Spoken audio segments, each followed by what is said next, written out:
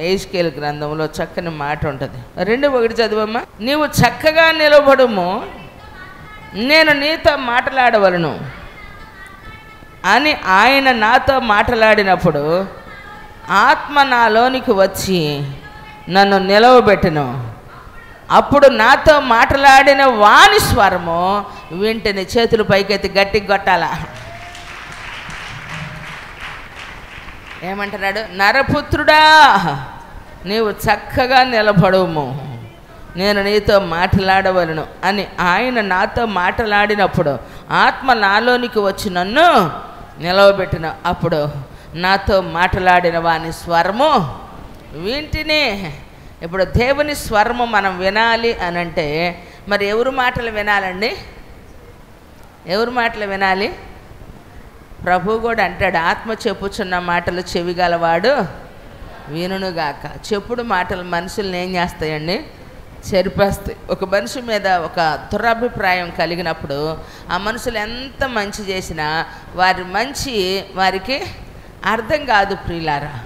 చూడండి, ఒక ఎంత చెడ్డ వ్యక్తి అయినా ఆ మనిషి గురించి చెడు అభిప్రాయం అనేటువంటిది, చెడ్డ వ్యక్తి అయినా ఆ మనిషిని గురించి మంచి చెప్పినప్పుడు వారు ఏం చేసినా ఏమనిపించింది? మంచే, చెడు అనిపించదు. దానికి కంక్లూజను పౌలు గారు చెప్పిన మాట ఏంటంటే, ప్రేమ అనేక దోషములను కప్పును. అందుకే భార్యాభర్తల మధ్యలో ఎప్పుడు కూడా గొడవ పెట్టకూడదు. అన్నాదమ్ముల మధ్యలో గొడవ పెట్టకూడదు. అక్కా చెల్లెల మధ్యలో గొడవ పెట్టకూడదు. సహోదరుల మధ్యలో గొడవ ఉండకూడదు. సహవాసములో ఉన్నటువంటి వారి స్నేహములో ఎప్పుడు కూడా చెడు బీజము వేయకూడదు. ఎందుకనంటే దేవుని సన్నిధిలో ఉన్నాం కనుక వారిని గురించి ఒక బ్యాడ్ ఇంప్రెషన్ అనేటువంటిది మనిషిలోనికి వచ్చినప్పుడు ఆ గుడ్ ఇంప్రెషన్ అనేటువంటిది వారిలో వెతికినా కూడా దొరకదు. కారణం ఏంటంటే ఏది ఆలోచించినా వాళ్ళు వేరుగానే తీసుకుంటారు, మంచిగా తీసుకునేదానికి ఉండదు. కానీ అలాగూ నీవు కారణం అవటానికి నేను ఇష్టపడట్లేదు ప్రియులారా. ఎందుకంటే బలను సమీపించి మనము పరిశుద్ధముగా దేవుని సన్నిధిలో అయోగ్యముగా ఎవరు కూడా బల్లలో చేయి వేయకూడదు. కనుక యోగ్య ప్రవర్తన కలిగిన వారిగా దేవుని సన్నిధిలో ఉండాలి అంటే మనం పరిశీలన చేసుకోవలసినటువంటి అవసరం ఎంతైనా ఉంది ప్రియులారా. దేవుని మందిరంలోనికి మనము వచ్చాము కాబట్టి దేవుని మాట మనం వినాలి అని అంటే, దేవుని స్వరాన్ని మనం వినాలి అని అంటే దేవుడు ఏమంటున్నాడు?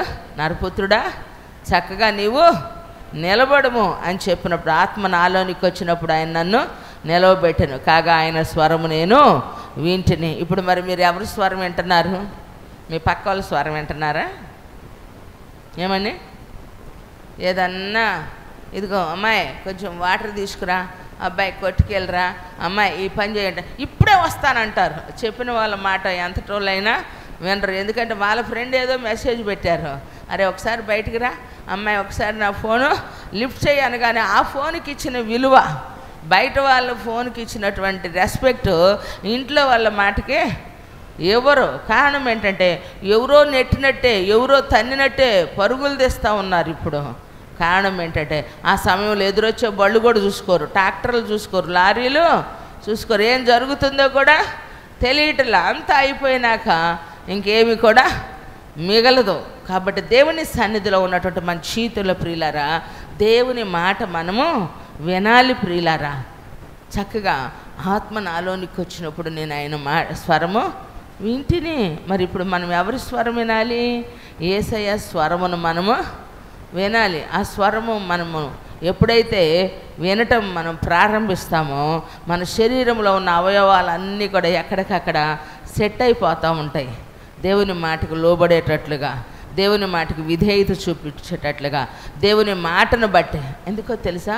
దేవుని మాట మనము వినినందువలన దేవుని యొక్క ఆశీర్వాదాన్ని అనుభవిస్తాం. దేవునికి మహిమ కలుగును గాక. ప్రైజ్ ది లార్డ్, హల్లెలూయా.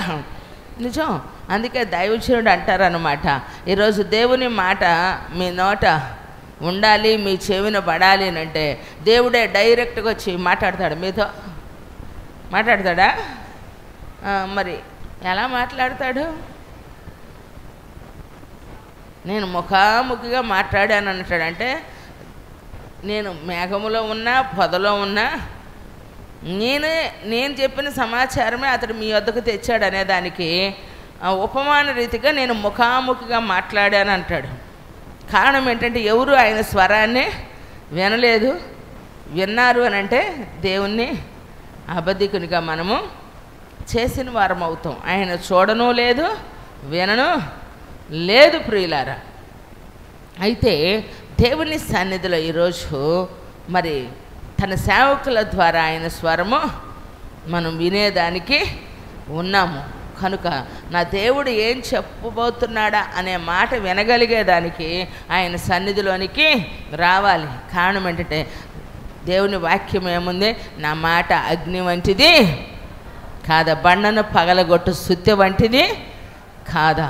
ఎందుకనంటే ఏదైతే మనిషి హృదయంలో, జీవితంలో చెత్త చెదారం, వేస్ట్ అంతా ఏదైతే ఉందో రోజు మున్సిపాలిటీ వాళ్ళు వచ్చి తీసుకొని వెళ్ళలేదనుకోండి, బజారులో ఉండగలుగుతామా?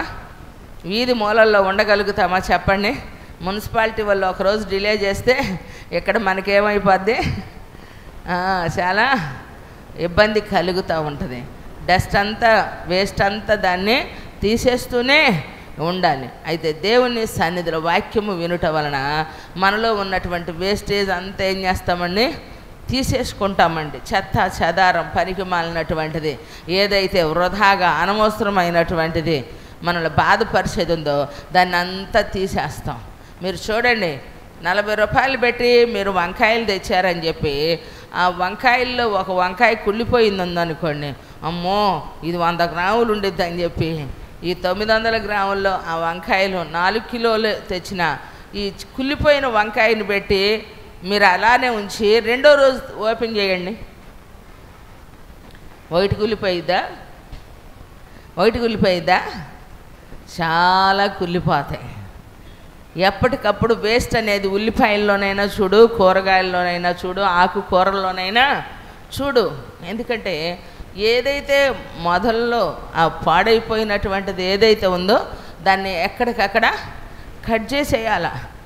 ఎంత ఖరీదైనటువంటి చెక్క ముక్కకైనా చెదులు పట్టిందంటే దాన్ని కట్ చేసి దానికి ఆ చెదులు మందు రాసి దాన్ని జాగ్రత్తగా చేస్తేనే ఆ మిగతా వస్తువు వాడుకోవటానికి ఉపయోగపడిద్ది ప్రియులారా.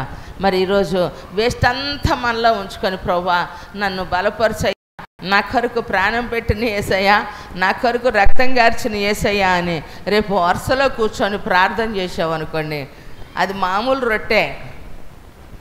అయితే విరవబడిన రొట్టెగా నువ్వు తీసుకోవాలి, నలగగొట్టబడిన రొట్టెగా దాన్ని నీవు తీసుకోవాలి. మన కొరకు కలువరిలో కార్చిన రక్తముగా నీవు దేవుని వాక్యమును అంగీకరించాలి అని అంటే నిజంగా ఆయన మరణ పునరుద్ధానాలు గుర్చిన అభిషేకం, ఆ విలువ ఏమిటో నీకు తెలియాలి.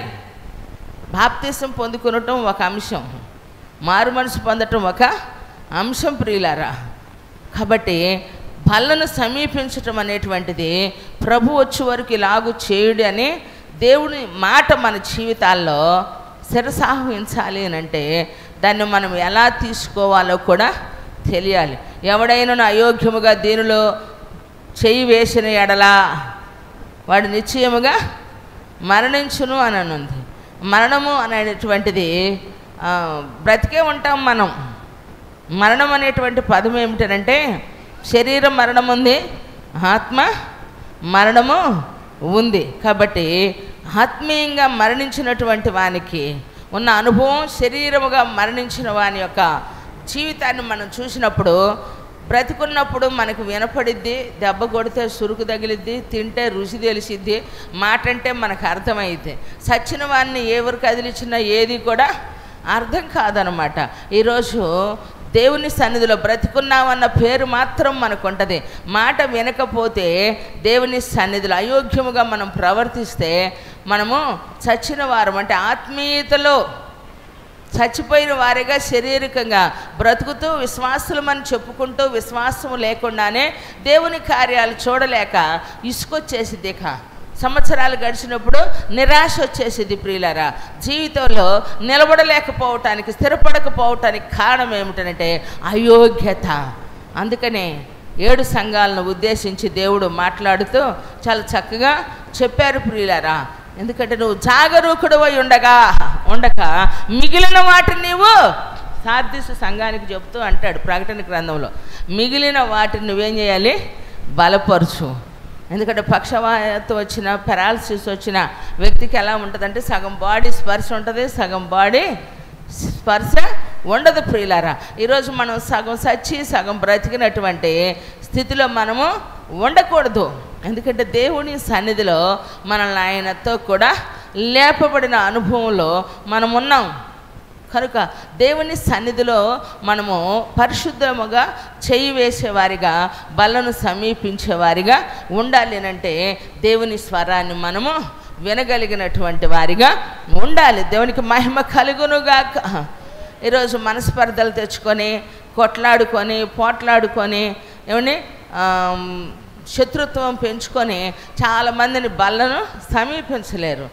ప్రభువారు అంటారు, దైవజనుని నోటి ద్వారానే దేవుడు మాట్లాడుతూ ఉంటాడు. కారణం ఏంటంటే ఏదైనా దైవజనునికి శ్రమ వచ్చింది అని అంటే వాళ్ళు అందుకే అలా ఉండారు, అందుకే ఇలా జరిగింది అని చెప్పి అనుకోకూడదు. శ్రమ అనేటువంటి పదం ఒకటే అయినా, ఒకటి తను చేసుకున్న దాన్ని బట్టి వచ్చింది, రెండవది ఇతరుల బట్టి వస్తూ ఉంటుంది, మూడవది అపవాది నుంచి వచ్చింది, నాలుగవది పరీక్ష కొరకు వచ్చింది. కాబట్టి దేని కొరకు శ్రమ అనుభవిస్తూ ఉన్నారు అన్నటువంటి మాట గ్రహించాలి ప్రియులారా. అసలు విధేయులు అటువంటి వారు దేవుని గురించి మాట్లాడుకునేటువంటి పిల్లలు అసలు సేవకుల జోలి పోరు, దైవజనుల జోలికి వెళ్ళరు ప్రియులారు. ఎందుకంటే దేవుని ప్రతినిధులుగా వారు ఉన్నప్పుడు వారికి దేవుడు తీర్పరి కాబట్టి, లెక్క చెప్పుకోవలసింది దేవునికి కాబట్టి దేవుని మాట వినాలి. విననందువలన ప్రమాదము చిక్కుల్లో కూడా ఉన్నారు ప్రియులారా.